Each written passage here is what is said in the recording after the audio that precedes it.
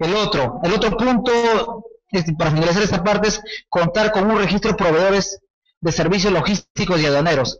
Alguien cuando empieza no va a querer tener una oficina dentro de su organización que le genera sobrecosto. No, yo necesito un agente aduanero aquí en mi oficina, necesito un contador. A veces contratar los servicios de una empresa es mucho más barato que tener personal contratado permanentemente. Generalmente lo que se hace es contratas un agente aduanero en Lima que te va a mover toda la operación y te va a decir qué día llega el barco, que si ya está separado tu contenedor, para que tú solamente llames, traslades tu carga, embarques y salga. Él te hace todo el manejo documentario. Eso es lo más simple. La exportación no es complicado. Ojo, pero hay que tener ciertas precauciones sobre la operación para que sea exitosa. Siguiente lámina. Hay retos que plantea digamos, el mercado ahora te plantea los siguientes retos, en realidad. Una es la mejora continua de los procesos de calidad. A veces sacamos un lote bonito, pero luego nos descuidamos y fregamos la calidad. Cuidar el tema de presencia de hongos, cuidar el tema de la fermentación, el secado. Es una mejora continua.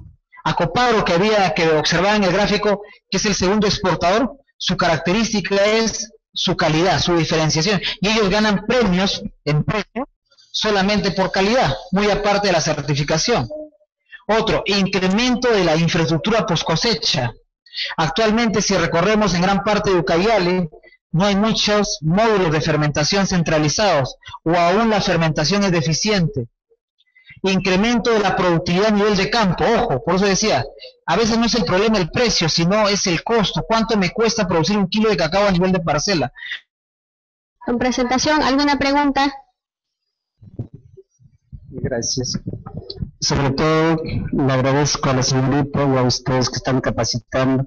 Yo quisiera saber, mi negocio, saber cómo es el que actualmente como campesinos nosotros para poder llevar a esa organización para poder hacer evento. ¿Qué es lo que debemos hacer, señor? Uno es tener un grupo de productores organizados, sobre todo con una oferta de producto. Lo que interesa a una empresa siempre es el volumen, porque a veces nos vamos a querer negociar con una empresa con un folder que lleva un padrón de socios, pero que a la vez no lleva ni un volumen de cacao atrás. Lo primero es tener volumen para poder hacer negocios. Dos, calidad de producto, que es lo que va a diferenciar o nos va a permitir no tener castigos en los precios, porque a veces algunas empresas transnacionales que ya están comprando en Perú, básicamente a veces castigan a una organización cuando empieza, no de la calidad. Pero si tú tienes claro el hacer bien tu producto y sobre todo un buen volumen, puedes ya negociar. Y ya no hay como otros años había que viajar a ferias fuera. Ahora gran parte de esas empresas las tienes en Perú, en Lima. Tienes a Econ, tienes a ADM, Cargill, ICAM, Pronatec, con base en Lima, que puedes tú operar un negocio de exportación, hacer despachos en puerto, que como les decía no es nada complicado. La exportación es un proceso educativo y formativo, que cada día lo aprendes. Es lo bonito, y la parte de intercambio cultural que se da en el proceso lo mismo. ¿Otra pregunta más? Don Felipe, ¿alguna pregunta? Ya, a ver.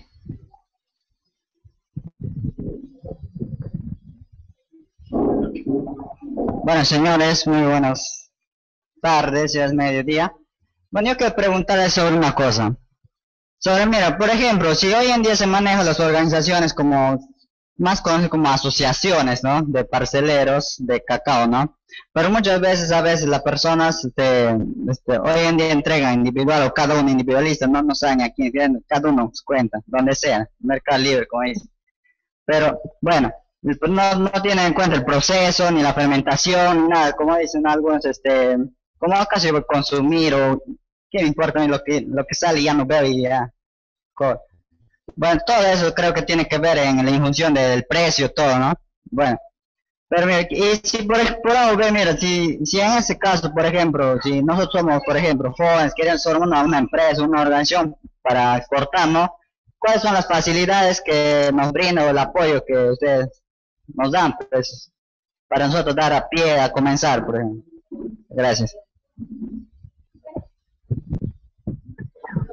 El Estado como tal actualmente brinda muchos beneficios en realidad para las organizaciones exportadoras. Uno, como le decía, el tema de drogas con un beneficio tributario, pero lo importante es que el Estado ahora está promoviendo la formación de cooperativas en el ánimo de que se pueden manejar tanto una parte organizativa o social y tenga claro la parte empresarial del negocio. No es complicado formar una organización, el reto es cómo operarla y mantenerla. El tema es, si un primer paso yo pienso es comenzar un núcleo de organización con operaciones locales, vendiendo en el mercado local, ejercitándose, ir desarrollando la calidad, ir viendo que esa calidad, tanto de Manuel, de José y de Fernando, tratar de que sean iguales. Una vez que tengo un producto homogéneo, puedo ya ofertarlo a un comprador fuera del país. O como decía, no es necesario viajar, los compradores están acá, están muy cercanos a ustedes, están en Lima. Dos, y el Estado, vía el mismo de vida, vía el Ministerio de Agricultura, están promoviendo, como vuelvo a repetir, la formación de cooperativas, con beneficios tributarios, los cuales marcan cierta diferencia sobre las empresas que exportan. Por eso el crecimiento de empresas y organizaciones exportadoras de cacao. Hay, mercado lo hay, solamente, como bien decías, no hay organizaciones aún las suficientes en Ucayali. Yo diría, hay una solamente que está exportando, que está en San Alejandro, que es Acatpa, que recién iniciado a exportar su primer contenedor, pero no es complicado, se puede hacer, pero hay que comenzar a ofertar volumen. Hay un punto importante, como hay negocio de grano, no es negocio de 20 toneladas, implica ir creciendo y pensar en mínimos volúmenes de negocio de hasta 120 toneladas en un año, porque así van a tener más utilidades y van a poderle dar sostenimiento a su organización. Muy bien, ingeniero. Acá tenemos una pregunta del Telecentro Pumahuasi, que dice, el contenedor que se quedó en el puerto del Callao por contaminación del camino, ¿qué puede hacer el productor en ese caso? A ver, como decía, lo principal, hay que tener claro las restricciones sanitarias y inocuidad del país destino. Algo importante que decía la persona que nos estaba antes, preguntaba, decía, todo cacao se compra. Yo algo que siempre digo en mis capacitaciones, todo cacao se vende, todo cacao es bonito, pero todo está en el precio que puedas lograr y al mercado que va dirigido. Por ejemplo, para el tema de manteca no requiere mucha fermentación, es un grano algo corriente, para tanto lo que es polvo y manteca. Para lo que es chocolate sí se requiere un tema de fermentación, para un licor de cacao. En el caso de cuando yo me refería al tema de este volumen que tenía cadmio, y que en realidad no es por contaminación externa, sino que el producto por sí en el norte tiene un elevado contenido de cadmio. Los señores de la organización no habían revisado las restricciones del país. Por ejemplo, imagínense que los límites de cadmio en Europa son 0.5. El cadmio en la zona el cacao en la zona de Piura tiene 3. Entonces, el producto fue rechazado totalmente. Lo que hicieron ellos fue venderlo a otro país, en este caso, si no me equivoco, fue a Italia, pero vía otra organización. Pero ya habían generado costos de traslado del producto a Lima, tenían ya sobrecostos, pero es importante conocer, uno, la ficha técnica del producto que te demandan en país, las restricciones sanitarias, restricciones de inocuidad del producto del país destino. Muy bien, seguimos con las preguntas. Tenemos una pregunta del Telecentro Von Humboldt, que nos acaba de preguntar ¿qué tipo de cacao es más recomendable y consumido en Estados Unidos y Europa? A ver, vamos a sectorizar el mercado del cacao. El cacao, podemos hablar de cacao convencional o cacao corriente, que es un cacao no certificado, pero que puede ser vendido por calidad, grado 1, grado 2 o grado 3. ¿Qué es grado 1? Cuando tiene un buen nivel de fermentación, sobre el 80%. Menos del 80% hasta el 70% de fermentación es un grado 2. Menos del 70%, como decía, si es un grano barrer, es el grado 3. Todos esos 3 tipos de cacao se venden. Pero lo recomendable para no tener castigos en precio, siempre vas a apuntar a tener el de mejor calidad, porque no solamente te paga el precio en bolsa, sino cierto diferencial. Ese es con respecto al mercado convencional. En el mercado certificado de comercio justo y el comercio orgánico, UTZ, Rainforest Alliance, el hecho de la certificación y ya te imprime una necesidad de calidad. Entonces, el cliente te paga la calidad y adicionalmente te paga el hecho de la certificación.